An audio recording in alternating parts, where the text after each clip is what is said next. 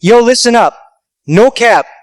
If you're not seeing success yet, you might be doing one big mistake. And it's quietly killing your future.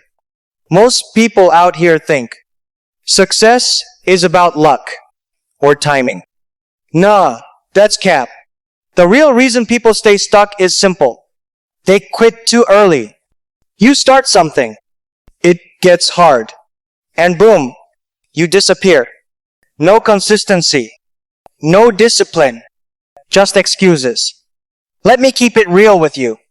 Winners don't feel motivated every day. They just show up anyway. Jackma type mindset is simple. Keep moving, even when nobody believes. Success isn't about being perfect. It's about not quitting. You don't need luck, you need consistency. So stop scrolling, stop doubting, and fix this one mistake.